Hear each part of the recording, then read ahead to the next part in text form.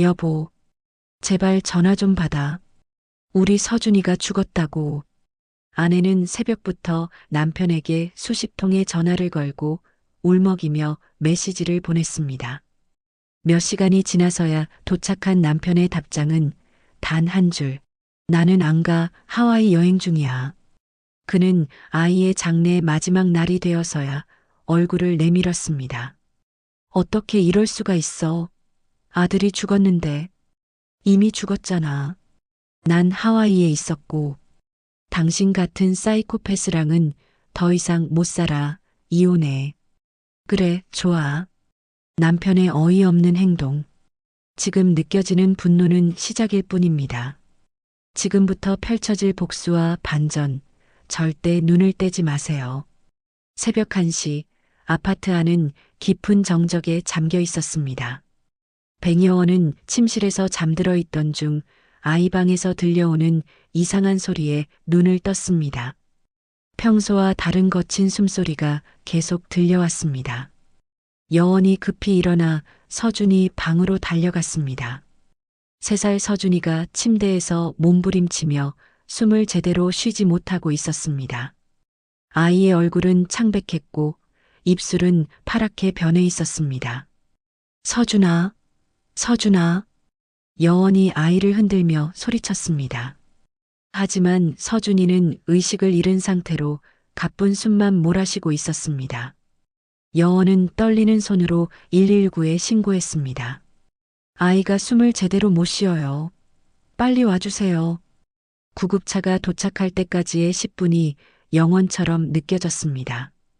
여원은 서준이를 품에 안고 계속해서 이름을 불러댔지만 아이의 상태는 점점 더 나빠져만 갔습니다. 응급실에 도착한 서준이는 곧바로 응급처치실로 옮겨졌습니다. 의료진들이 분주하게 움직이며 각종 장비를 연결하고 심폐소생술을 시행했습니다. 여원은 유리창 너머로 그 광경을 지켜보며 두 손을 모아 기도했습니다. 제발, 제발 살려주세요. 여원이 중얼거렸습니다. 30분이 지났을 때 담당 의사가 여원에게 다가왔습니다. 의사의 얼굴에는 안타까운 표정이 짙게 드리워져 있었습니다. 의사가 조심스럽게 말했습니다. 죄송합니다. 최선을 다했지만 여원의 다리에서 힘이 빠졌습니다. 그녀는 병원 바닥에 주저앉으며 목 놓아 울기 시작했습니다. 안 돼. 안 돼요.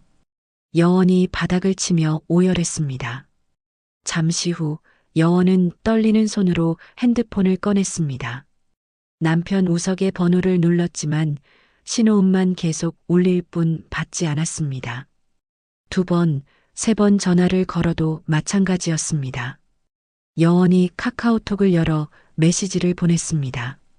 빨리 와야 돼, 우리 아이가. 곧이어 또 다른 메시지를 보냈습니다. 제발 전화 받아, 서준이가. 하지만 메시지에는 읽음 표시조차 뜨지 않았습니다. 여원이 연달아 메시지를 보냈습니다. 어디 있어? 왜 전화 안 받아? 병원에 와줘.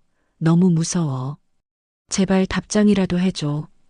그러나 우석으로부터는 아무런 응답이 없었습니다. 여원은 핸드폰을 꽉 쥐고 병원 복도에서 홀로 울부짖었습니다. 차가운 병원 조명이 여원의 절망에 찬 얼굴을 비추었습니다. 멀리서 다른 환자 가족들의 대화 소리가 들려왔지만 여원에게는 아무것도 들리지 않았습니다. 새벽 5시 여원은 여전히 우석을 기다리며 병원 의자에 앉아 있었습니다. 핸드폰 화면에는 여전히 읽지 않은 메시지들만 쌓여 있었습니다. 오전 10시 여원의 핸드폰에 카카오톡 알림이 떴습니다. 마침내 우석으로부터 온 메시지였습니다. 여원은 급히 메시지를 확인했습니다. 화면에는 파란 하와이 바다를 배경으로 웃고 있는 우석의 사진이 나타났습니다. 트로피컬 칵테일을 들고 환하게 웃는 모습이었습니다. 사진 아래에는 나는 안 가, 여행 중이야. 라는 메시지가 적혀 있었습니다. 여원이 핸드폰을 바라보며 얼어붙었습니다. 손이 덜덜 떨리기 시작했고 눈앞이 아찔해졌습니다. 이게 뭐야? 여원이 혼잣말을 중얼거렸습니다. 그녀는 다시 한번 사진을 확인했습니다. 우석은 선글라스를 끼고 해변 의자에 앉아 완전히 여유로운 표정을 짓고 있었습니다. 마치 세상에서 가장 행복한 사람처럼 보였습니다. 여원의 가슴이 답답해졌습니다. 그녀는 핸드폰을 바닥에 내던지고 다시 울음을 터뜨렸습니다. 어떻게 그럴 수가 있어? 3일이 지났습니다. 장례식장 빈소에는 몇 명의 조문객만이 찾아왔습니다. 여원은 검은 한복을 입고 지친 얼굴로 절을 받고 있었습니다. 오후 3시경 장례식장 입구로 검은 여행 가방을 끄는 우석이 나타났습니다. 그는 평상복 차림에 선글라스까지 끼고 있었습니다. 얼굴에는 하와이에서 그을린 자국이 선명했습니다. 여원이 우석을 발견하고 다가갔습니다. 그녀의 얼굴에는 분노와 절망이 뒤섞여 있었습니다. 미쳤어? 서준이가 죽었는데 어떻게 이럴 수가 있어? 여원이 떨리는 목소리로 물었습니다. 우석이 가방을 바닥에 내려놓으며 말했습니다. 미안, 비행기가 연착됐어. 미안? 그게 다야? 여원의 목소리가 점점 커졌습니다. 어떻게 그럴 수 있어? 우리 서준이가 죽었는데 이미 죽은 걸 어떻게 해? 우석이 차갑게 말했습니다. 여원의 얼굴이 새하얗게 변했습니다. 그녀는 우석의 뺨을 세게 때렸습니다. 너 정말 정신이 나갔구나. 우석이 뺨을 만지며 여원을 노려보았습니다. 여원이 목소리를 높여 소리쳤습니다. 이혼하자. 당신 같은 사이코패스랑은 더 이상 못 살겠어. 장례식장이 순간 조용해졌습니다. 모든 사람들이 두 사람을 바라보고 있었습니다. 우석이 아무렇지도 않게 대답했습니다. 그래, 좋아. 그는 주머니에서 도장을 꺼냈습니다. 안 그래도 그렇게 말할 것 같아서 내가 준비해 왔어. 여원이 경악한 표정으로 우석을 바라보았습니다. 우석이 가방에서 이혼 서류를 꺼내 테이블에 올려놓았습니다. 여기 사인해. 우석이 펜을 내밀었습니다. 여원이 떨리는 손으로 서류를 받아들었습니다.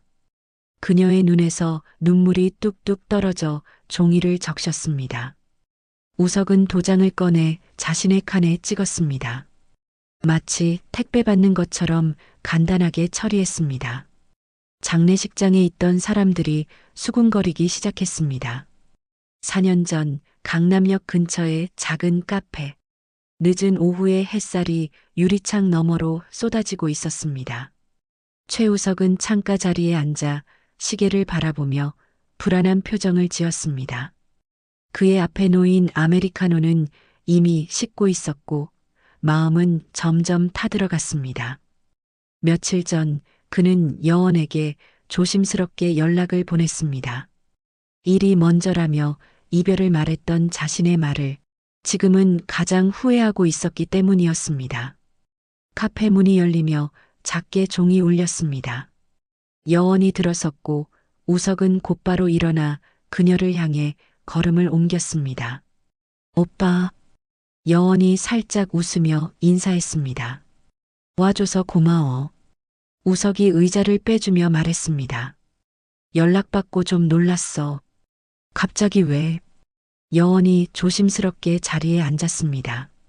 잠시 침묵이 흐른 뒤 우석이 먼저 말을 꺼냈습니다. 미안해. 정말 미안해. 내가 바쁘다는 핑계로 잘 못 챙겨주고 일이 더 중요하다고 말한 거. 우석이 진심을 담아 말했습니다. 괜찮아. 그게 오빠의 선택이었잖아. 여원이 작은 목소리로 답했습니다. 아니야, 괜찮지 않아. 나도 그동안 많이 생각해봤어. 우석이 몸을 앞으로 기울이며 말했습니다.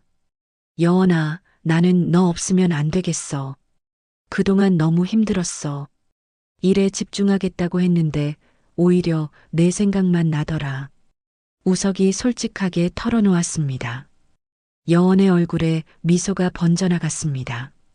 나도 오빠 보고 싶었어. 정말? 우석이 기뻐하며 물었습니다. 응. 오빠가 혹시 다른 사람 생긴 건 아닌가 싶어서 불안했어. 바보야. 그럴 리가 없잖아. 우석이 여원의 손을 살짝 잡았습니다. 여원이 우석의 손길에 마음이 따뜻해졌습니다. 몇 달 동안 그리워했던 온기였습니다. 그럼 우리 다시 시작할까? 우석이 조심스럽게 물었습니다. 좋아. 여원이 환하게 웃으며 고개를 끄덕였습니다. 두 사람은 오랜만에 편안하게 대화를 나누었습니다. 몇 달간의 서먹함은 금세 사라졌습니다. 그 후로 우석과 여원은 이전보다 더욱 깊은 관계가 되었습니다. 헤어졌다 다시 만난 경험이 서로의 소중함을 더욱 깨닫게 해주었습니다. 얼마 후 우석은 여원을 한강공원으로 데려갔습니다. 벚꽃이 흐드러지게 핀 길을 걷는 두 사람의 얼굴엔 환한 빛이 감돌았습니다. 우석이 갑자기 걸음을 멈췄습니다. 그는 주머니에서 작은 반지 상자를 꺼냈습니다. 여원아. 우석이 떨리는 목소리로 말했습니다. 여원이 놀란 표정으로 우석을 바라보았습니다. 너 없이는 안 되겠어. 이번엔 절대 놓치고 싶지 않아. 나랑 평생 함께하자. 그는 한쪽 무릎을 꿇고 반지를 내밀었습니다. 여원은 손으로 입을 가렸습니다. 눈물이 고였고 심장은 두근거렸습니다. 응, 나도 그래. 나도 오빠랑 함께 있고 싶어. 우석은 반지를 여원의 손가락에 끼워 주었습니다. 두 사람은 꽉 안아주었고 벚꽃잎이 바람에 날려 둘 주위를 감싸듯 흩날렸습니다. 주변 사람들의 박수 소리, 봄바람, 그리고 두 사람의 미소. 그 순간 여원과 우석은 세상에서 가장 행복한 연인이었습니다. 석양이 한강을 물들이는 가운데 우석과 여원은 손을 잡고 천천히 걸었습니다. 미래에 대한 설렘과 희망으로 가득한 시간이었습니다. 그때의 우석은 진심으로 여원을 사랑했고 평생 함께할 수 있을 것이라 믿었습니다. 둘은 기다릴 것도 없이 일사천리로 간소하게 결혼식을 올렸습니다. 어느 저녁 여원이 화장실에서 나와 거실로 왔습니다. 그녀의 손에는 임신 테스트기가 들려 있었고 얼굴에는 믿을 수 없다는 표정이 떠올라 있었습니다. 오빠. 여원이 흥분한 목소리로 우석을 불렀습니다. 소파에 앉아있던 우석이 고개를 돌렸습니다. 왜? 무슨 일이야? 여원이 임신 테스트기를 우석에게 보여주며 말했습니다. 이거 봐. 두 줄이야. 우석이 테스트기를 받아들고 자세히 보았습니다. 분명히 두 개의 선이 나타나 있었습니다. 정말? 정말이야? 우석이 믿을 수 없다는 듯 물었습니다. 응, 우리 아기가 생겼어. 여원이 기쁨에 겨워 소리쳤습니다. 우석이 벌떡 일어나 여원을 안아들었습니다. 두 사람은 거실에서 빙빙 돌며 기뻐했습니다. 아, 조심해야 하는데. 우석이 갑자기 여원을 조심스럽게 내려놓았습니다. 괜찮아, 아직 초기니까. 여원이 웃으며 말했습니다. 우석이 여원의 배에 손을 대며 말했습니다. 우리 아기, 안녕? 아빠야. 여원이 우석의 손을 덮으며 말했습니다. 이름도 미리 생각해봐야겠다. 남자아이면 서준이, 여자아이면 서윤이 어때? 우석이 제안했습니다. 좋아. 서준이든 서윤이든 예쁘게 키우자. 여원이 고개를 끄덕였습니다. 좋은 아빠가 될 자신 있어? 여원이 우석에게 물었습니다. 당연하지. 세상에서 제일 좋은 아빠가 될 거야. 우석이 자신 있게 대답했습니다. 그때의 우석은 정말로 그렇게 될 수 있을 것 같았습니다. 몇 개월 후 산부인과 분만실에서 진통에 시달리는 여원의 신음소리가 들려왔습니다. 우석은 분만실 밖 복도에서 안절부절 못하며 걸어 다니고 있었습니다. 그의 손에는 식은땀이 맺혀 있었고 시계를 자꾸 들여다보았습니다. 제발 무사히. 우석이 중얼거렸습니다. 늦은 나이에 결혼한 탓에 아이를 낳다가 어떻게 되는 건 아닌지 걱정이 이만저만이 아니었습니다. 분만실 문이 열리며 간호사가 나왔습니다. 우석이 급히 다가가 물었습니다. 어떻게 됐어요? 아내는요? 간호사가 미소를 지으며 대답했습니다. 축하해요. 아들입니다. 우석의 얼굴에 환한 미소가 번졌습니다. 그는 기쁨에 겨워 주먹을 불끈 쥐었습니다. 정말요? 아들이라고요? 네, 그런데 간호사의 표정이 갑자기 심각해졌습니다. 잠시 의사 선생님과 상담을 받으셔야겠어요. 우석의 미소가 사라졌습니다. 불안한 예감이 가슴을 짓눌렀습니다. 잠시 후 담당 의사가 우석을 상담실로 불렀습니다. 의사의 얼굴에는 무거운 표정이 떠올라 있었습니다. 의사가 조심스럽게 입을 열었습니다. 아기에게 선천성 심장병이 있습니다. 우석이 의자에서 벌떡 일어났습니다. 네, 무슨 말씀이세요? 희귀한 심장병입니다. 지속적인 관리가 필요해요. 의사가 엑스레이 사진을 보여주며 설명했습니다. 우석의 다리에 힘이 빠졌습니다. 그는 의자에 다시 앉으며 물었습니다. 치료할 수 있나요? 치료를 통해 증상 완화가 가능합니다만 완치는 어렵고 비용도 만만치 않습니다. 의사가 서류를 건네며 말했습니다. 대략적인 치료비가 여기 적혀 있어요. 우석이 서류를 받아들고 숫자를 확인하는 순간 눈앞이 깜깜해졌습니다. 수천만 원에 달하는 금액이 적혀 있었습니다. 우석이 떨리는 목소리로 물었습니다. 아내는 알고 있나요? 아직 말씀드리지 않았습니다. 함께 이야기하는 게 좋을 것 같아서요. 신생아실에서 우석과 여원은 인큐베이터 안에 있는 서준이를 바라보았습니다. 작은 몸에 온갖 의료 장비가 연결되어 있었고 숨쉬기 어려워하는 모습이 안쓰러웠습니다. 여원이 유리벽에 손을 대며 울먹였습니다. 우리 서준이 어떻게? 우석이 여원의 어깨를 감싸며 말했습니다. 괜찮을 거야. 의사 선생님이 치료할 수 있다고 했어. 오빠 정말 괜찮을까? 여원이 우석을 올려다보며 물었습니다. 우석이 고개를 끄덕이며 대답했습니다. 당연하지. 우리가 끝까지 지켜줄 거야. 하지만 우석의 머릿속에는 치료비 걱정이 가득했습니다. 그는 어떻게든 치료비를 마련해야 한다는 생각에 마음이 무거웠습니다. 밤늦게 집으로 돌아온 우석은 컴퓨터 앞에 앉아 대출 조건을 알아보고 있었습니다. 여원은 침실에서 잠들어 있었고 우석은 혼자 고민에 빠져 있었습니다. 어떻게 이 돈을 마련하지? 서준이가 태어난 지 한 달이 지났습니다. 우석은 매일 새벽 6시에 일어나 회사로 향했습니다. 지하철 안에서도 졸음을 참으며 업무 관련 자료를 읽고 있었습니다. 회사에서 우석은 동료들보다 일찍 출근해서 늦게 퇴근했습니다. 과장이 우석의 자리로 다가와 말했습니다. 우석 씨, 요즘 야근 많이 하네요.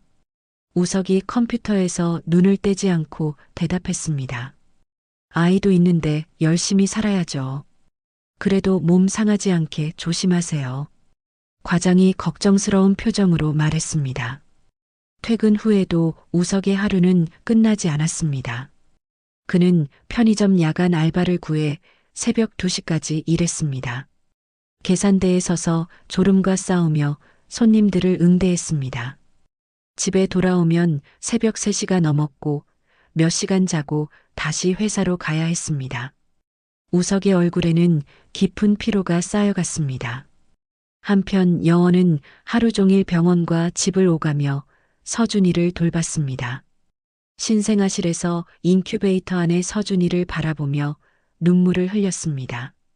서준아, 엄마가 여기 있어. 아프지 마. 여원이 유리벽에 손을 대며 속삭였습니다. 간호사가 다가와 말했습니다. 오늘 수술 일정이 나왔어요. 내일 오전에 첫 번째 수술을 받아야 합니다. 그녀는 휴대폰을 꺼내 우석에게 전화를 걸었습니다. 오빠, 내일 서준이 수술이래. 전화 너머로 우석의 한숨소리가 들렸습니다. 수술비는 얼마나 돼? 1,000만 원이래. 알았어. 어떻게든 마련할게. 우석이 지친 목소리로 대답했습니다. 다음 날 우석은 은행 대출 담당자와 상담했습니다. 신용대출 한도가 더 있나요? 이미 한도 가까이 대출받으신 상태예요. 더 이상은 어렵습니다. 담당자가 미안한 듯 말했습니다. 우석이 한숨을 쉬며 상담을 끝냈습니다. 그는 집안 곳곳에 쌓인 병원비 고지서들을 바라보았습니다. 거실 탁자 위에는 각종 의료비 청구서가 산더미처럼 쌓여 있었습니다. 매달 나오는 입원비, 검사비, 약값까지 합치면 감당하기 어려운 금액이었습니다. 밤늦게 여원이 먼저 잠자리에 들고 우석은 거실에서 혼자 컴퓨터를 켜고 부업을 알아봤습니다. 온라인으로 할 수 있는 번역 일거리, 데이터 입력 작업 등을 찾아 헤맸습니다. 우석의 눈에는 충혈이 생겼고 어깨와 목이 뻐근했습니다. 하지만 그는 멈출 수 없었습니다. 조금만 더 버티자. 우석이 자신에게 말하며 다시 키보드를 두드렸습니다. 새벽 4시가 되어서야 우석은 소파에서 잠깐 눈을 붙였습니다. 알람이 울리기 전까지 고작 2시간뿐이었습니다. 며칠 뒤 우석이 회사에서 돌아와 현관문을 열었을 때 여원은 거실 소파에 앉아 멍하니 TV를 보고 있었습니다. 그녀의 얼굴에는 깊은 피로가 드리워져 있었습니다. 오빠 왔어? 여원이 힘없는 목소리로 인사했습니다. 우석이 가방을 바닥에 내려놓고 소파에 털썩 앉았습니다. 그는 눈을 감고 깊게 한숨을 쉬었습니다. 오늘 서준이 어땠어? 우석이 눈을 감은 채 물었습니다. 수치가 좀 안 좋아졌대. 내일 추가 검사 받아야 해. 여원이 불안한 표정으로 말했습니다. 우석이 눈을 뜨고 여원을 바라봤습니다. 또 검사비 나가겠네. 오빠, 돈 얘기만 하지 마. 우리 아이가 아픈데. 여원의 목소리가 떨렸습니다. 우석이 짜증스럽게 대답했습니다. 돈이 없으면 치료도 못 받잖아. 현실을 봐야지. 그래도 그렇게 말하지는 말아줘. 여원이 눈물을 글썽이며 말했습니다. 우석은 대답하지 않고 TV 리모컨을 집어들었습니다. 채널을 돌리며 여원의 말을 듣지 않으려 했습니다. 오빠, 내 말 듣고 있어? 여원이 다가가 우석의 팔을 흔들었습니다. 피곤해. 나중에 얘기하자. 우석이 여원의 손을 뿌리치며 말했습니다. 여원이 상처받은 표정으로 우석을 바라보았습니다. 예전에는 자상하고 다정했던 남편이 이렇게 차갑게 변한 것이 믿어지지 않았습니다. 며칠 후 우석은 회사 동료들과의 저녁 자리에서 대화를 나누고 있었습니다. 우석이 요즘 어때? 아이 키우느라 힘들지? 동료가 물었습니다. 우석이 밝은 표정으로 대답했습니다. 힘들긴 하지만 행복해요. 아내가 정말 잘 돌봐주거든요. 부럽다 정말. 신혼 때가 좋지. 네, 아내 덕분에 든든해요. 집에서는 제가 아무것도 안 해도 다 알아서 해주니까.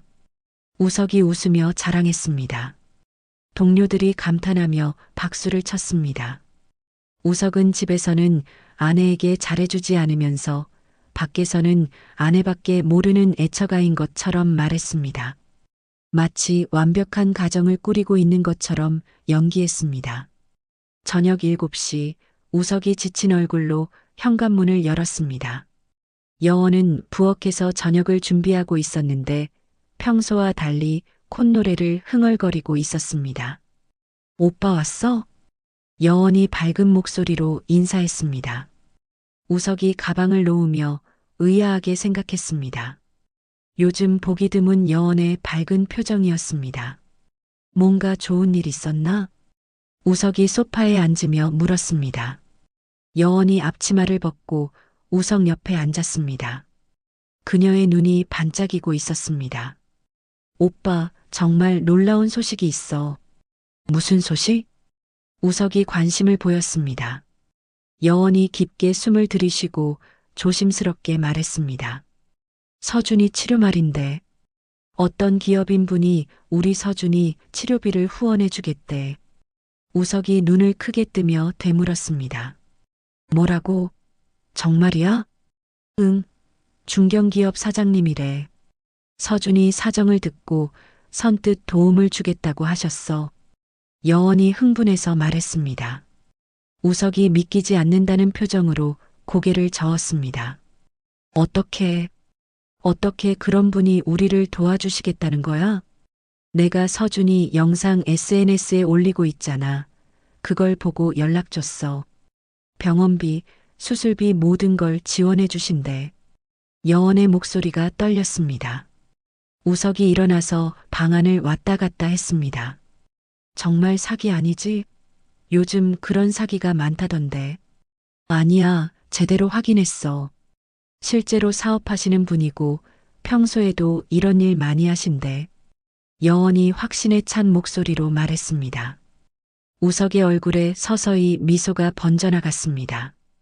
그동안 그의 얼굴에서 사라졌던 진짜 웃음이었습니다.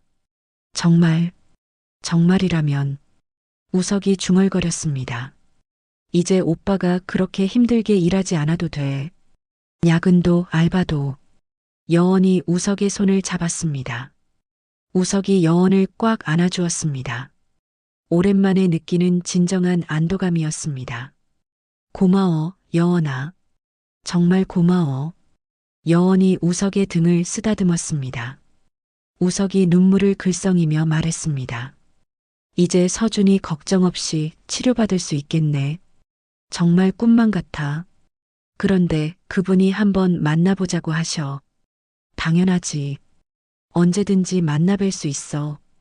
우석이 고개를 끄덕였습니다.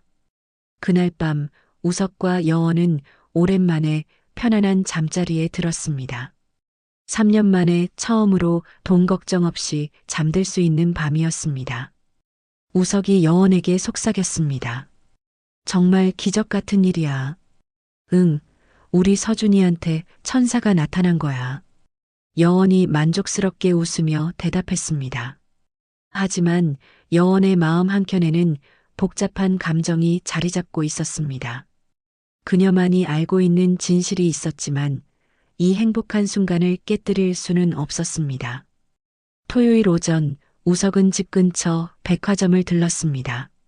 서준이를 도와주겠다고 한 후원자에게 감사의 마음을 전하기 위해서였습니다. 비싸지는 않지만 정성스럽게 포장된 고급차 선물 세트를 골랐습니다. 이 정도면 진심이 전달되겠지. 우석이 혼잣말을 하며 선물을 받았습니다. 강도훈의 회사는 강남에 있는 중견기업이었습니다. 우석이 회사 건물 로비에 도착했을 때 도훈이 먼저 내려와 있었습니다. 혹시 최우석 씨세요? 도훈이 정중하게 다가왔습니다. 네, 맞습니다. 강도훈 대표님이시죠? 우석이 깊게 인사하며 대답했습니다. 네, 반가워요. 위로 올라가시죠. 도훈이 엘리베이터를 안내했습니다. 도훈의 사무실은 깔끔하고 품격 있게 꾸며져 있었습니다. 벽면에는 각종 상패와 사회공헌 활동 사진들이 걸려 있었습니다. 앉으세요. 차 한 잔 드시죠. 도훈이 소파를 가리키며 말했습니다. 우석이 조심스럽게 선물을 내밀었습니다. 너무 감사해서요. 마음만 받아주세요. 아, 이런 걸 왜? 정말 고맙습니다. 도훈이 선물을 받으며 겸손한 표정을 지었습니다. 저희 가족을 도와주셔서 정말 감사할 따름입니다. 우석이 진심을 담아 말했습니다. 도훈이 차를 따라주며 대답했습니다. 별 말씀을요. 아이가 건강해지는 게 제일 중요한 거죠. 사실 저희가 경제적으로 많이 힘든 상황이었거든요. 대표님 덕분에 정말 큰 짐을 덜었습니다. 우석의 목소리가 떨렸습니다. 도훈이 우석을 바라보며 말했습니다. 아버지로서 얼마나 마음고생이 심하셨을까요? 이해합니다. 정말 천사 같은 분이세요. 어떻게 이런 일을 생각하시게 된 건가요? 우석이 궁금해하며 물었습니다. 저도 예전에 어려운 시절이 있었거든요. 그때 도움을 받은 기억이 있어서요. 우석이 감동한 표정으로 고개를 끄덕였습니다. 정말 존경스럽습니다. 저도 나중에 여유가 되면 이런 일을 해보고 싶어요. 좋은 마음이네요. 서준이 아버지답습니다. 도훈이 미소를 지으며 말했습니다. 두 사람은 1시간 가까이 이야기를 나누었습니다. 앞으로도 서준이 상태를 계속 지켜보고 싶습니다. 가끔 안부 여쭤봐도 될까요? 도훈이 조심스럽게 물었습니다. 당연하죠. 언제든지 연락 주세요. 저희 집에도 한번 놀러 오세요. 우석이 기꺼이 대답했습니다. 헤어질 때 우석이 다시 한번 깊게 인사했습니다. 정말 감사합니다. 평생 잊지 않겠습니다. 건강한 서준이 모습 보는 게 제일 큰 보답이에요.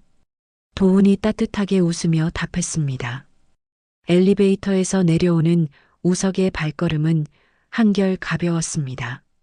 세상에는 정말 좋은 사람이 있다는 생각에 마음이 따뜻해졌습니다. 우석이 떠난 후 도훈은 여원에게 문자를 보냈습니다. 서준이 상태는 어때? 여원이 병원 복도에서 휴대폰을 확인하고 답장을 보냈습니다. 많이 좋아졌어. 정말 고마워. 곧이어 도훈의 답장이 왔습니다. 다행이네. 시간 되면 잠깐 만날 수 있을까? 여원이 주위를 둘러보고 조심스럽게 답했습니다. 오늘 오후에 잠깐이라면. 문자 속 그들은 굉장히 친밀해 보였습니다. 그날 오후 병원 근처 카페에서 두 사람이 만났습니다. 도훈이 먼저 와서 구석자리에 앉아 기다리고 있었습니다. 여원이 카페로 들어서자 도훈이 손을 흔들었습니다.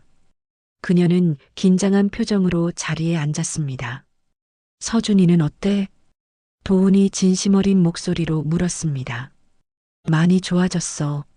수술도 성공적으로 끝났고 여원이 안도의 표정을 지으며 답했습니다. 도훈이 만족스러운 미소를 지었습니다. 정말 다행이야. 우리 아이라고 하지 마. 여원이 당황하며 도훈을 제지했습니다. 여원이 주위를 살피며 조심스럽게 말했습니다. 이렇게 자주 만나면 안 될 것 같아. 왜? 서준이 후원자로서 당연한 관심 아닌가? 도훈이 억지스럽게 웃으며 말했습니다. 그래도 사람들이 오해할 수 있어. 여원이 불안한 표정을 지었습니다. 도훈이 몸을 앞으로 기울이며 말했습니다. 여원아, 내 마음을 알잖아. 그런 얘기 하지 마. 도훈 씨는 그냥 후원자인 거야.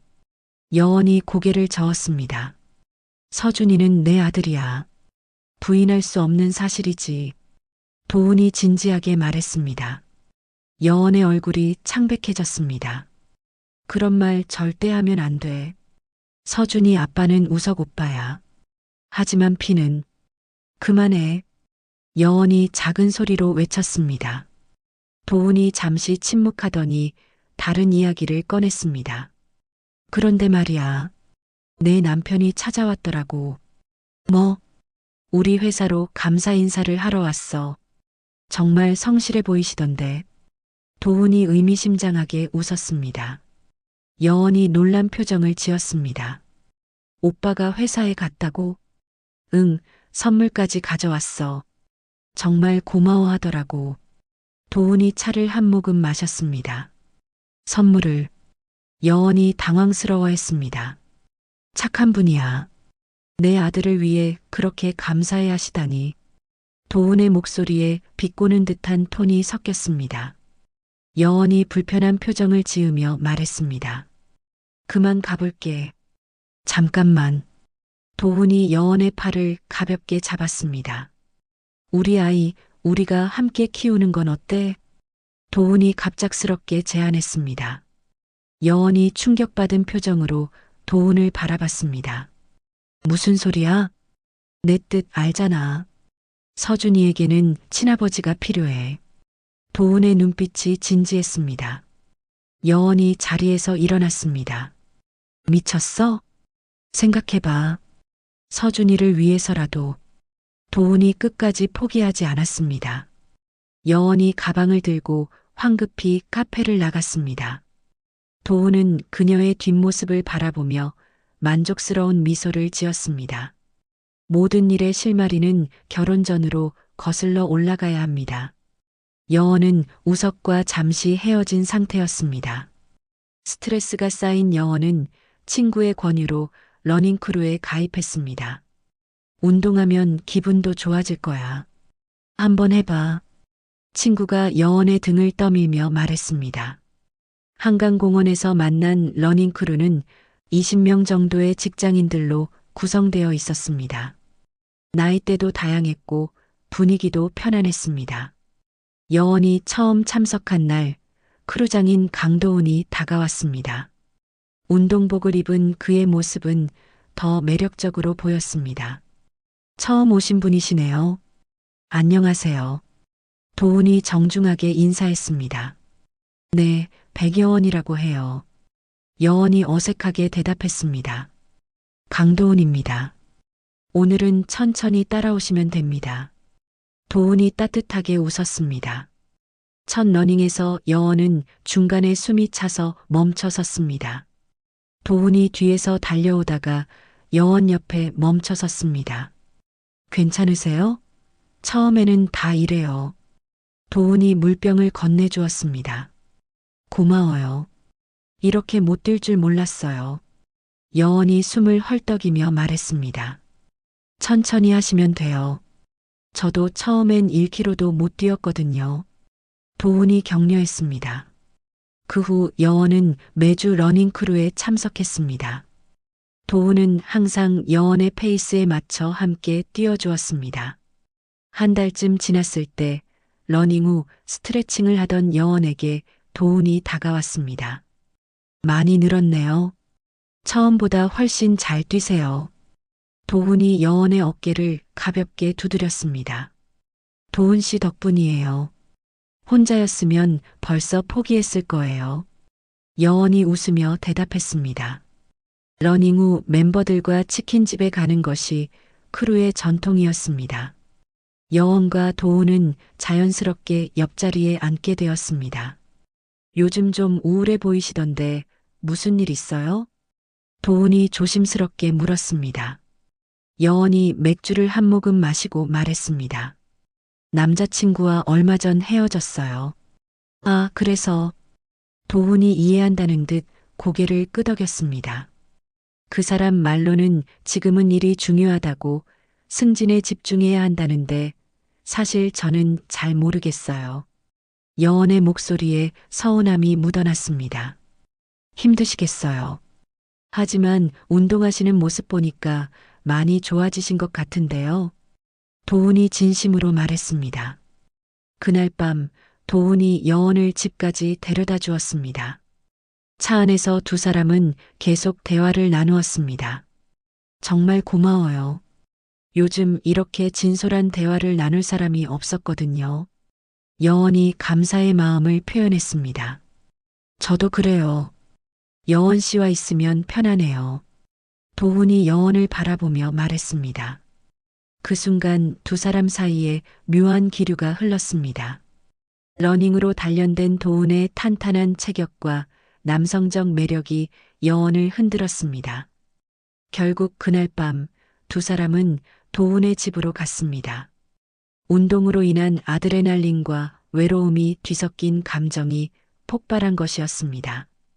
그 후로 두 사람은 몇 주 동안 크루원들 몰래 비밀스러운 관계를 유지했습니다.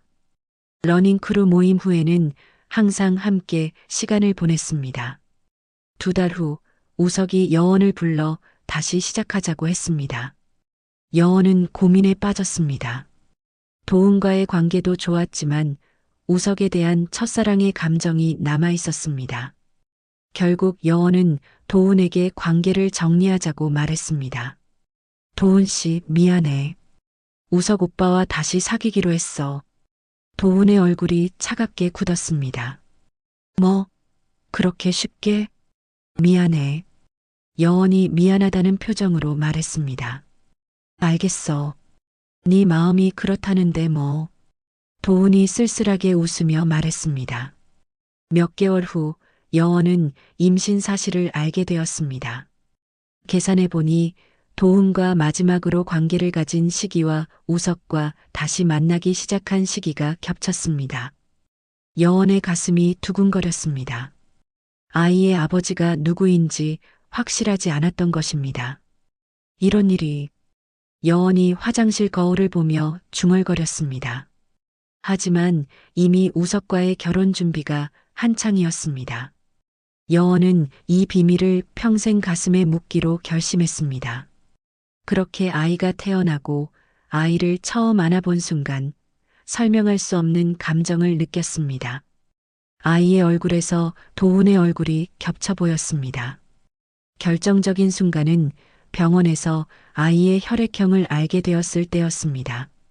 남편 우석의 혈액형과는 절대 나올 수 없는 조합이었습니다. 우석이 혈액형을 절대 모르게 숨겼습니다. 병원도 절대 우석이 못 가게 하고 본인이 직접 갔습니다. 그 후로 여원은 혼자서 그 진실을 끌어안고 살았습니다. 하지만 서준이의 병원비 때문에 도저히 버틸 수가 없다고 생각할 때 단 하나의 이름이 머릿속을 스쳤습니다. 강도훈. 그의 재력이라면 서준이를 살릴 수 있을 거라고 생각이 들었습니다. 그렇게 여원은 남편에게 모든 걸 숨긴 채 도훈에게 손을 내밀게 된 것이었습니다. 그렇게 우석은 꿈에도 모르고 도훈의 도움을 받으면서 시간이 흘렀습니다. 어느 날 새벽 2시 우석이 일을 마치고 집에 돌아왔습니다. 여원은 이미 잠들어 있었고 집안은 조용했습니다. 거실 테이블 위에 여원의 핸드폰이 놓여 있었습니다. 평소 여원은 핸드폰을 침실로 가져가는 습관이 있었는데 오늘은 깜빡한 모양이었습니다. 우석이 물을 마시러 부엌으로 가던 중 핸드폰에서 진동음이 들렸습니다. 화면이 밝아지며 카카오톡 알림이 떴습니다. 발신자는 강 사장님이었습니다. 강 사장님? 우석이 중얼거렸습니다. 서준이의 후원자인 강도훈 대표를 말하는 것 같았지만 새벽 2시에 오는 메시지가 이상했습니다. 우석은 처음에는 그냥 지나치려 했습니다. 하지만 호기심을 참을 수 없었습니다. 우석이 핸드폰을 들어 화면을 확인했습니다. 다행히 잠금이 걸려 있지 않았습니다. 메시지 내용을 본 우석의 표정이 굳어졌습니다. 내일 시간 있어? 꼭 얘기해야 할 일이 있어. 그 위에 여원의 답장이 있었습니다. 힘들어. 이런 식으로는 안 돼. 우석이 더 위로 스크롤을 올려 이전 대화들을 확인했습니다. 우리 사이가 이래서는 안 되지 않아?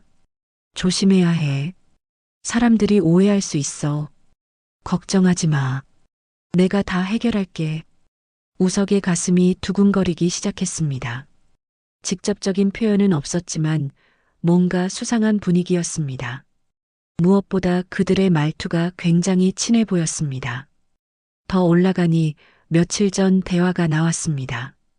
오늘 만난 거 우석 오빠한테는 비밀이지? 당연하지. 그런 걱정 마. 고마워. 도훈 씨만 믿을게. 우석의 손이 떨리기 시작했습니다.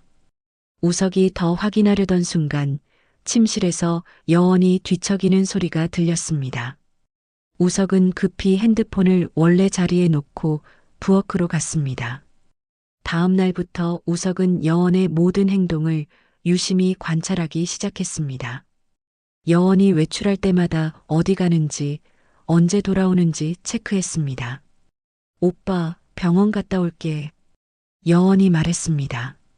서준이 검사 있나? 우석이 물었습니다. 응, 정기검진. 여원이 대답했습니다. 하지만 우석이 병원에 전화해 보니 그날 서준이 검사 일정은 없었습니다. 여원이 거짓말을 한 것이었습니다. 며칠 후 여원이 또 외출했을 때 우석은 몰래 뒤를 따라갔습니다. 여원은 병원이 아닌 강남의 한 카페로 갔습니다. 카페 창문 너머로 우석은 충격적인 광경을 목격했습니다. 여원이 강도훈과 마주 앉아 진지한 대화를 나누고 있었습니다. 두 사람의 분위기는 단순한 후원자와 수혜자의 관계로 보이지 않았습니다. 우석은 그 자리에서 더 이상 지켜볼 수 없어 집으로 돌아왔습니다. 하지만 마음은 더욱 복잡해졌습니다. 그날 밤 여원이 돌아와서 말했습니다. 병원에서 검사 받았는데 다 괜찮대. 또 다른 거짓말이었습니다. 우석의 의심은 확신으로 바뀌어 갔습니다. 여원과 도훈 사이에 뭔가 숨겨진 관계가 있다는 것을 느꼈습니다. 며칠 동안 우석은 잠을 제대로 이루지 못했습니다. 아내를 믿고 싶었지만 모든 정황이 의심스러웠습니다. 마침내 우석은 결정을 내렸습니다. 정확한 진실을 알아야겠다고 생각했습니다. 더 이상 이런 의심 속에서는 살 수 없었습니다. 다음 날 점심시간 우석은 회사 근처의 흥신소를 찾아갔습니다. 더 이상 혼자서는 진실을 확인할 수 없다고 판단했기 때문입니다. 어떤 일로 오셨나요?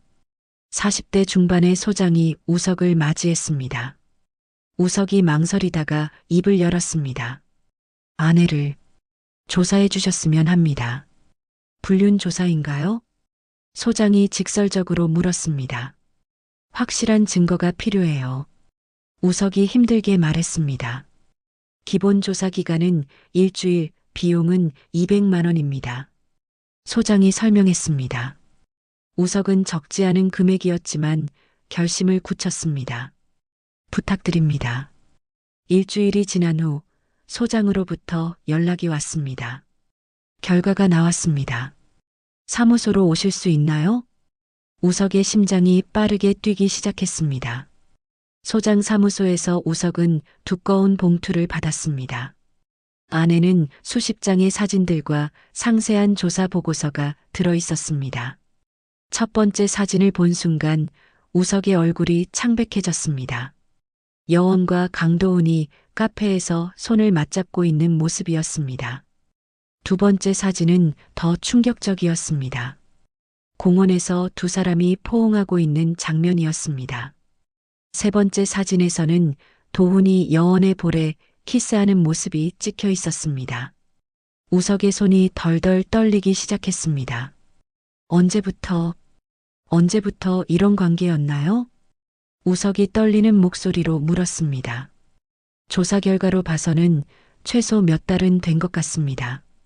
정기적으로 만나고 있더군요. 소장이 차분하게 설명했습니다. 우석이 다음 사진을 넘겼습니다. 호텔 로비에서 함께 걷는 모습, 엘리베이터에 함께 타는 모습까지 모든 것이 기록되어 있었습니다. 그런데 더 중요한 게 있습니다. 소장이 다른 서류를 꺼냈습니다. 이 남자가 누군지 조사해 봤는데 강도훈이라는 중견기업 사장입니다. 그런데 소장이 잠시 말을 멈췄습니다. 뭐가 더 있나요? 우석이 초조하게 물었습니다.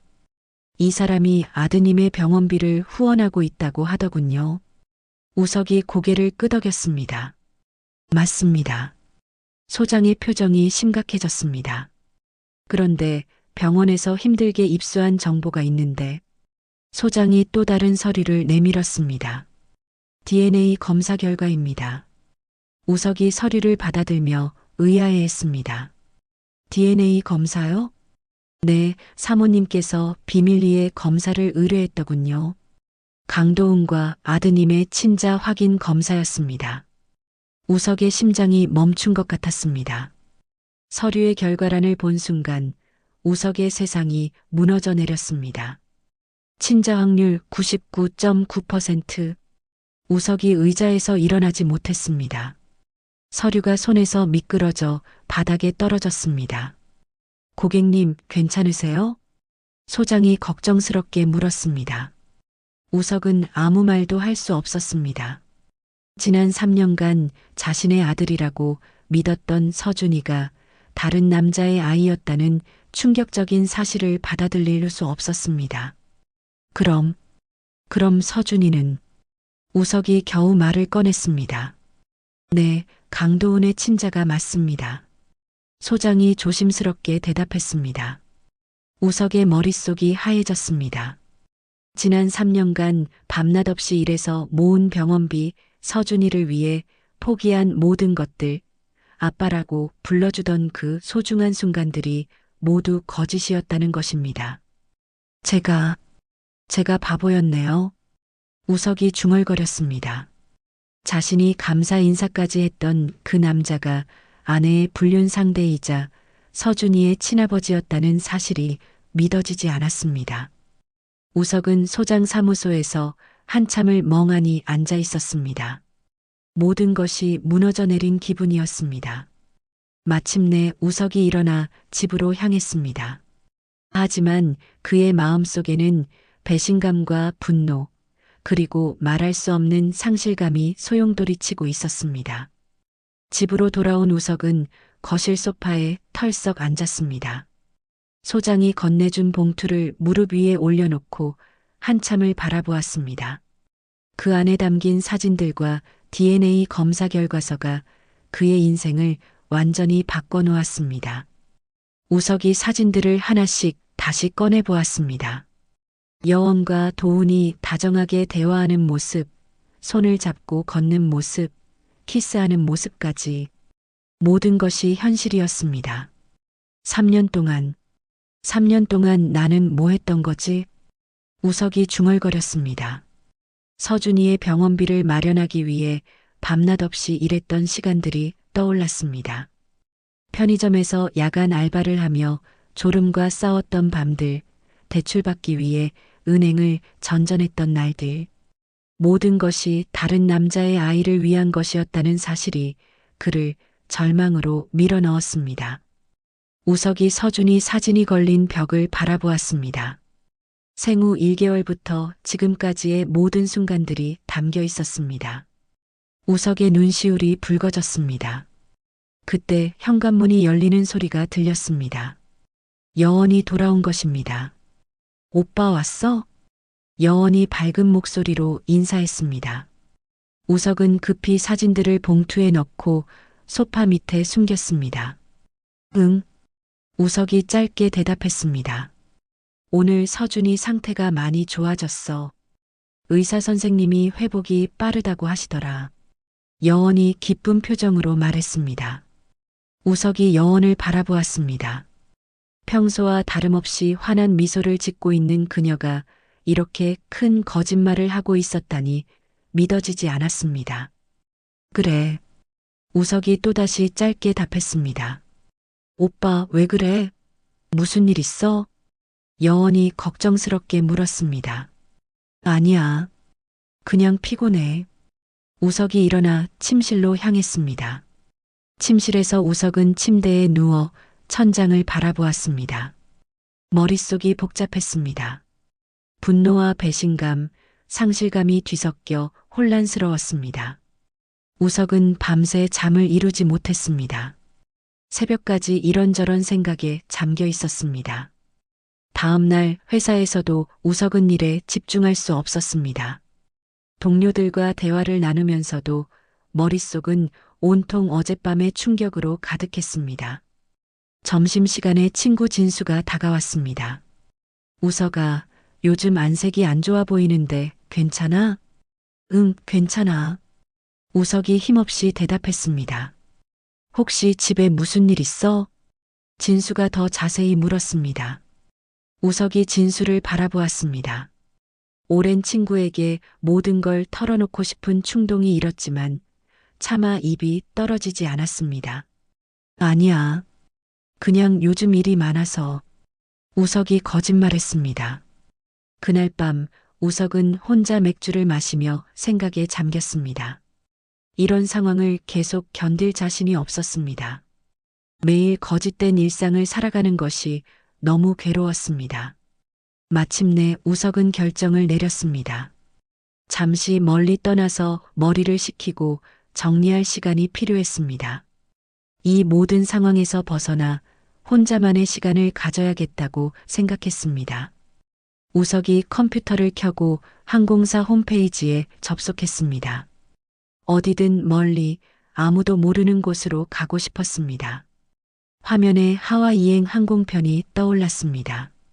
우석은 더 이상 망설이지 않고 예약 버튼을 눌렸습니다. 며칠 후면 떠날 수 있었습니다. 3일 후 이른 아침, 우석은 조용히 짐을 쌌습니다. 작은 캐리어 하나에 간단한 옷까지만 넣었습니다. 여원은 아직 잠들어 있었고 집안은 고요했습니다. 우석이 현관문을 나서기 전 마지막으로 집안을 둘러보았습니다. 거실벽에 걸린 가족 사진들, 서준이의 장난감들, 모든 것이 이제는 낯설게 느껴졌습니다.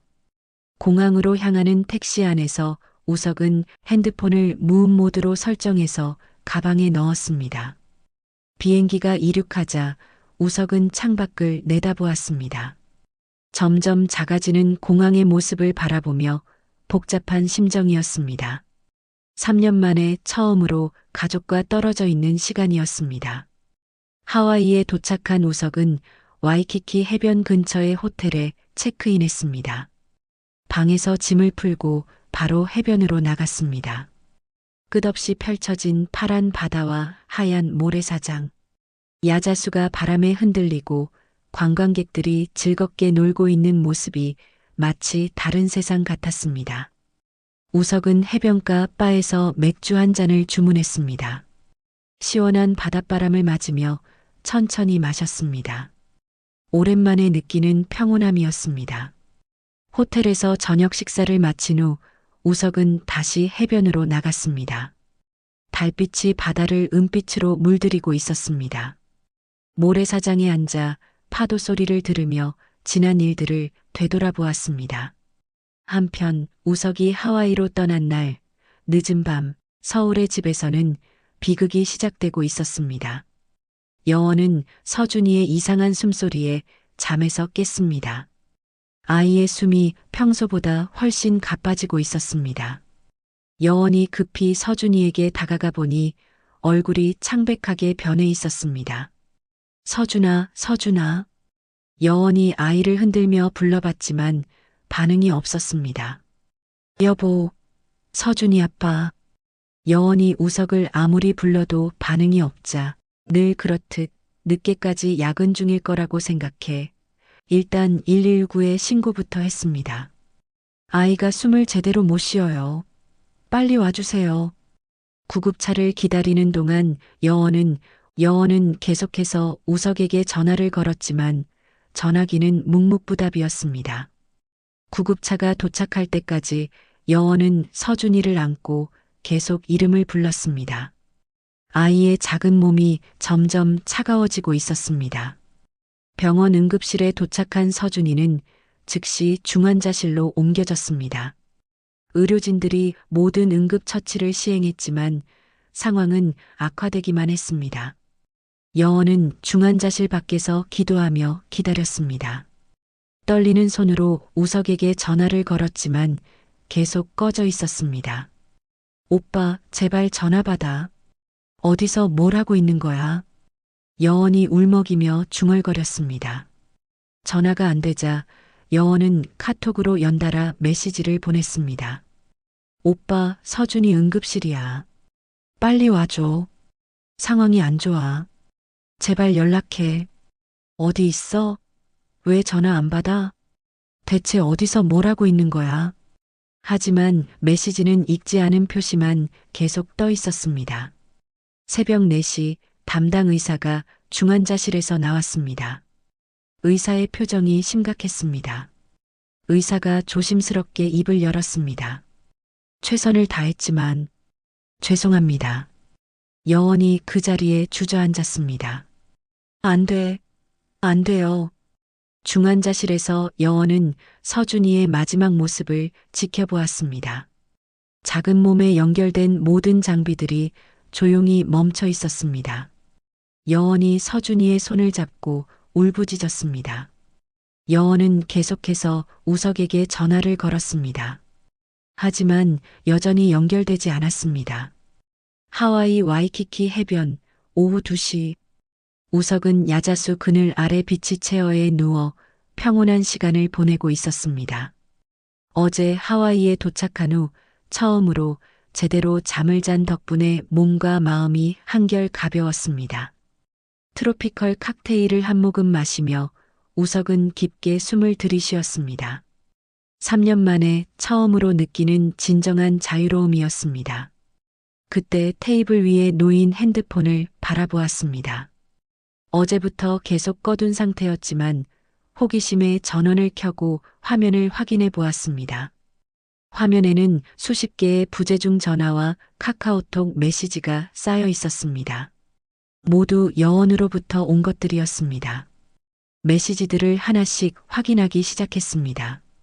대체 어디서 뭐 하는 거야? 우리 서준이 죽었다고? 제발 전화 받아. 서준이가 죽었다고? 우석의 표정이 굳어졌습니다. 하지만 그의 얼굴에는 예상했던 충격이나 슬픔이 드러나지 않았습니다. 대신 복잡하고 알 수 없는 감정이 스쳐 지나갔습니다. 핸드폰이 다시 울리기 시작했습니다. 여원의 이름이 화면에 떠올랐습니다. 우석이 잠시 망설이다가 통화 버튼을 눌렸습니다. 오빠, 여원의 절규 섞인 목소리가 들렸습니다. 왜 이렇게 연락이 안 돼? 서준이가 죽었어. 우리 서준이가 죽었다고. 여원이 울부짖으며 소리쳤습니다. 우석은 몇 초간 침묵했습니다. 그리고 놀랍도록 차갑고 평온한 목소리로 말했습니다. 그래. 뭐, 그게 다야? 아들이 죽었는데. 여원이 믿을 수 없다는 듯 소리쳤습니다. 지금 어디 있어? 빨리 와야지. 지금은 갈 수 없어. 우석이 단호하게 답했습니다. 뭐라고? 미쳤어? 서준이가 죽었다고. 우석이 칵테일을 한 모금 마시고 말했습니다. 나중에 가볼게. 나중에 가볼게? 무슨 말도 안 되는 소리야? 지금은 안 돼. 우석의 목소리에는 흔들림이 전혀 없었습니다. 오빠, 제발. 정신 차려. 나 지금 안 그래도 미칠 것 같은데 오빠까지 왜 그래? 정신 나갔어? 여원이 애원하듯 말했습니다. 옆에 도와줄 사람 있잖아. 우석이 의미심장하게 말했습니다. 여원이 순간 말문이 막혔습니다. 뭐라고? 우석이 전화를 끊어버렸습니다. 핸드폰이 다시 울리기 시작했지만 우석은 이번에는 아예 전원을 꺼버렸습니다. 멀리 서울에서는 여원이 핸드폰을 붙잡고 절망에 빠져 있었지만 하와이의 우석에게는 그 모든 것이 더 이상 자신의 일이 아니었습니다. 2일 후 인천공항 입국장. 우석이 작은 캐리어를 끌며 자동문을 통과했습니다. 하와이에서 그을린 얼굴에는 여유로운 표정이 남아 있었지만 공항의 차가운 공기가 현실을 일깨워 주었습니다. 장례식장으로 향하는 택시 안에서 우석은 창밖을 바라보았습니다. 며칠 전 떠날 때와 똑같은 서울의 풍경이었지만 이제는 모든 것이 달라 보였습니다. 장례식장에 도착한 우석은 한참을 망설이다가 건물 안으로 들어갔습니다. 빈소는 2층이었습니다. 계단을 올라가는 우석의 발걸음은 무거웠습니다. 하지만 슬픔 때문이 아닌 앞으로 벌어질 일들 때문이었습니다. 빈소 입구에는 고 최서준이라는 명패가 걸려 있었습니다. 우석이 그 글자를 바라보며 잠시 멈춰 섰습니다. 빈소 안으로 들어가자 여원이 상주 자리에 앉아 있었습니다. 3일 동안 울어서 부어오른 얼굴, 깊게 패인 눈가, 그녀는 완전히 망가져 있었습니다. 우석이 들어오는 것을 본 여원이 벌떡 일어났습니다. 오빠. 여원이 우석에게 달려와 주먹으로 가슴을 치기 시작했습니다. 어떻게 이럴 수 있어? 어떻게 아들 장례식에 지금 와? 우석은 가만히 서서 여원의 주먹질을 받았습니다. 그의 표정에는 미안함이나 죄책감 같은 것은 전혀 보이지 않았습니다. 여원이 목을 놓아 울부짖었습니다. 아들이 죽었는데 어디서 뭘 하고 있었어? 우석이 차갑게 대답했습니다. 여행, 여행, 여행이라고? 여원이 믿을 수 없다는 듯 되물었습니다. 주변에 있던 몇 명의 조문객들이 수군거리기 시작했습니다. 여원이 절망적으로 말했습니다. 우리 서준이 마지막도 못 봤어. 그만해. 우석이 여원의 말을 자르며 차가운 목소리로 말했습니다. 여원이 분노에 찬 표정으로 우석을 바라보았습니다. 당신 같은 사이코패스랑은 더 이상 못 살겠어. 이혼해. 여원이 목소리를 높여 소리쳤습니다. 아들이 죽었는데 여행을 다녀와? 여원이 울분을 터뜨리며 말했습니다. 우석이 잠시 침묵하더니 차가운 미소를 지었습니다. 좋아. 뭐? 여원이 당황하며 되물었습니다. 좋다고. 이혼하자. 우석이 아무렇지도 않게 대답했습니다. 우석이 가방에서 서류를 꺼냈습니다. 이혼 동의서였습니다. 안 그래도 서류 챙겨왔어. 우석이 서류를 여원 앞에 내밀었습니다. 여원이 서류를 보며 경악했습니다. 뭐야 이게? 이혼 동의서야. 우석이 펜을 꺼내며 말했습니다. 네가 정말 미쳤구나. 빨리 해. 사람들 보고 있잖아. 우석이 펜을 꺼내며 말했습니다. 여원이 떨리는 목소리로 물었습니다. 왜 갑자기 이러는 거야? 우석이 냉소적으로 웃으며 답했습니다. 갑자기? 천만에. 우석이 다른 봉투를 꺼냈습니다. 안에서 사진들과 서류들이 쏟아져 나왔습니다. 여원이 바닥에 떨어진 사진들을 보는 순간 얼굴이 창백해졌습니다. 자신과 도훈이 카페에서 대화하는 모습, 손을 잡고 걷는 모습, 포옹하는 장면까지 모든 것이 찍혀 있었습니다. 다 알고 있었어. 우석이 차가운 목소리로 말했습니다. 여원이 바닥에 주저앉으며 사진들을 주워 담았습니다. 이건 오해야. 오해? 우석이 비웃었습니다. 그럼 이것도 오해인가? 우석이 DNA 검사 결과서를 여원 앞에 던졌습니다. 여원이 서류를 보는 순간 온몸이 떨리기 시작했습니다. 서준이는 내 아들이 아니었어. 우석이 쓴웃음을 지으며 말했습니다. 3년 동안 남의 아이 키운 기분이 어떤지 알아? 우석의 목소리에는 깊은 배신감이 묻어났습니다. 밤낮 없이 일해서 병원비 대느라 내가 어떻게 살았는데 그게 다 헛짓이었어. 조문객들이 웅성거리며 상황을 지켜보았습니다. 여원이 울부짖으며 말했습니다. 내가 잘못했어. 다 내가 잘못했어. 용서해줘. 용서? 우석이 냉소적으로 웃었습니다. 3년 동안의 거짓말을 어떻게 용서해? 우석이 이혼 동의서에 자신의 도장을 찍었습니다. 빨리 사인해. 오빠, 제발. 한 번만 더 기회를. 우석이 펜을 여원에게 내밀었습니다. 여원이 펜을 받으며 마지막으로 애원했습니다. 정말 끝인 거야? 응, 끝이야. 우석의 대답은 단호했습니다. 결국 여원은 떨리는 손으로 자신의 이름을 적었습니다. 눈물이 서류에 떨어져 글씨를 번지게 했습니다. 우석이 서류를 챙기며 일어났습니다. 이제 우리는 남남이야. 오빠. 여원이 우석을 붙잡으려 했지만 우석은 차갑게 뿌리쳤습니다. 그 새끼 보고 모든 걸 책임지라고 해. 우석이 마지막 말을 남기고 빈소를 나갔습니다. 여원은 그 자리에 무너져 앉아 목 놓아 울었습니다. 조문객들은 어떻게 반응해야 할지 몰라 어색하게 서 있었습니다. 며칠 후 여원은 작은 짐 하나만 들고 집을 떠났습니다. 텅 빈 집에 혼자 남은 우석은 거실 소파에 앉아 정적을 즐겼습니다. TV를 켜자 뉴스가 나왔습니다. 강도은의 회사가 불륜 스캔들로 인해 큰 타격을 받고 있다는 내용이었습니다. 중견기업 사장 강도은 씨의 불륜 사건이 알려지면서 회사 주요 거래처들이 계약을 취소하고 있습니다. 우석이 리모컨으로 채널을 돌렸습니다. 같은 시각 도훈은 자신의 사무실에서 파산 서류를 작성하고 있었습니다.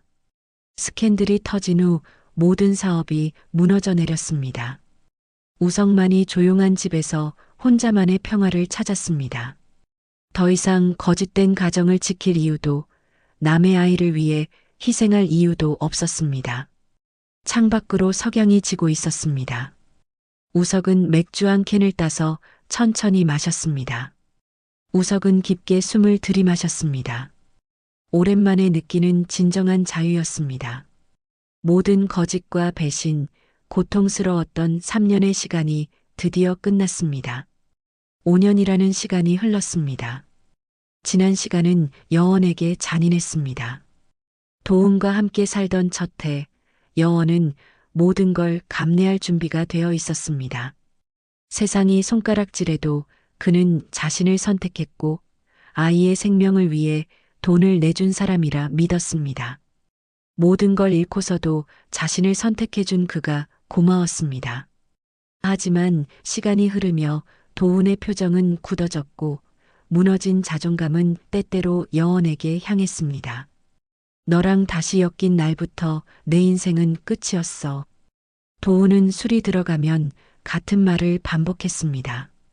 술에 취해 돌아오면 문도 제대로 닫지 않은 채 들어와서는 식탁 위에 던지듯 말했습니다.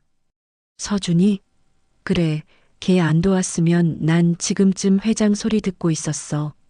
도훈이 소주잔을 탁자에 내려놓으며 말했습니다. 근데 왜 너는 지금도 날 원망하는 표정을 짓냐고. 여원은 대답하지 않았습니다. 어느 날 저녁 도훈의 전화기가 울렸습니다.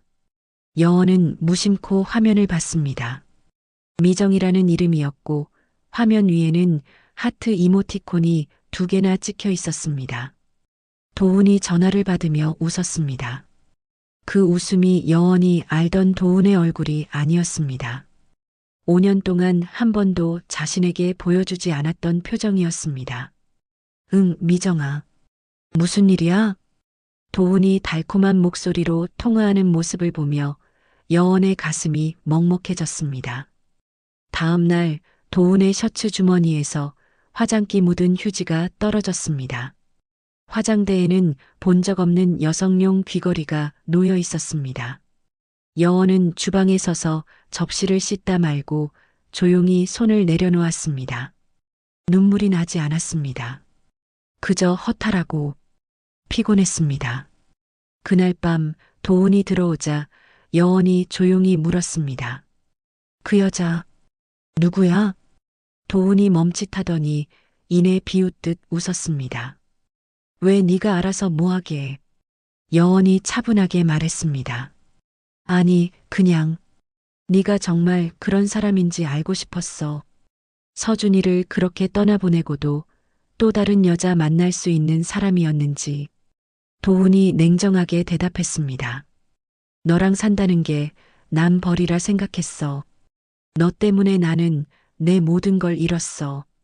사업도 미래도 명예도. 여원이 처음으로 얼굴을 찡그렸습니다. 그리고 조용히 말했습니다. 그럼 이제 그 벌에서 벗어나. 나도 그러고 싶으니까. 여원이 아무 말 없이 방으로 들어가 캐리어를 꺼냈습니다. 옷 몇 벌과 유품 몇 개, 그리고 서준이의 사진 한 장. 그게 전부였습니다. 도훈은 말리지 않았습니다. 오히려 거실 소파에 앉아 소주를 깠습니다. 잘 가라. 그가 마지막으로 던진 말이었습니다. 한편 최우석은 한 주도 빠짐없이 상담을 받고 있었습니다. 세상이 전부 무너진 줄 알았던 그 시절을 그는 견디며 지나왔습니다. 오늘은 어떠셨나요? 상담사가 부드럽게 물었습니다. 많이 나아진 것 같아요. 예전처럼 분노하지 않게 됐어요. 우석이 담담하게 답했습니다. 상담을 마치고 나오던 우석은 복도에서 한 여인과 마주쳤습니다. 이름은 한은주, 그녀는 과거에 남편의 배신으로 고통스러워하던 사람이었습니다. 안녕하세요. 은주가 먼저 인사했습니다. 안녕하세요. 매주 뵙네요. 우석이 미소를 지으며 답했습니다. 두 사람은 서로의 사연을 캐묻지 않았습니다. 대신 묵묵히 같은 시간을 견뎠고 커피 한 잔과 작은 안부로 조심스럽게 마음을 열었습니다. 몇 주 후 상담센터 근처 카페에서 두 사람이 마주 앉았습니다. 은주가 미소 지으며 말을 시작했습니다. 저는요, 어느 날 문득 그런 생각이 들더라고요. 꼭 뭔가를 정리하거나 용서해야만 다시 시작할 수 있는 건 아닐 수도 있겠다고. 우석이 가만히 그녀를 바라봤습니다. 그래서 전 요즘 내려놓는 연습 중이에요. 완전히 지우진 못해도 더는 끌려가지 않으려고. 저도 그래 보려고요. 지금까지는 멈춰서 버티는 게 전부였는데, 이젠 그냥 한 발이라도 떼보려고요. 우석이 고개를 천천히 끄덕이며 말했습니다. 두 사람은 말없이 창밖을 바라봤습니다. 따뜻한 햇살이 커튼 사이로 부드럽게 스며들고 있었습니다. 그날 처음으로 둘은 함께 길을 걸었습니다. 말이 없어도 편안한 시간이 흘렀습니다. 며칠 뒤 우석은 휴대폰을 정리하다가 오래된 메시지 하나를 발견했습니다. 오빠, 서준이가 죽었어. 제발 전화 좀 받아줘. 우석은 천천히 메시지를 삭제하지 않고 그냥 화면을 꺼버렸습니다. 그 과거는 지워지지 않았고 지우려 하지도 않았습니다. 일주일 후 우석은 은주와 함께 걸으며 생각했습니다. 이제야 진짜 새로운 시작이구나. 5년 전에 고통스러운 기억들이 완전히 사라진 것은 아니었지만 우석에게는 더 이상 문제가 되진 않았습니다. 오히려 그 모든 경험들이 결국 자신을 더 성숙한 사람으로 성장시킨 소중한 과정이었다는 걸 깨달았습니다. 서로 다른 상처를 지닌 두 사람은 조심스럽게 마음을 내어주며 서로를 향한 이해와 위로로 진정한 치유의 길을 함께 걷기 시작했습니다. 오늘 이야기 어떠셨나요? 혹시 마지막까지 들어주신 분이 계시다면 잘 들었다고 댓글 하나만 남겨주세요. 더 좋은 사연으로 다시 찾아뵙겠습니다. 늘 평온한 하루 되시길 바랍니다. 감사합니다.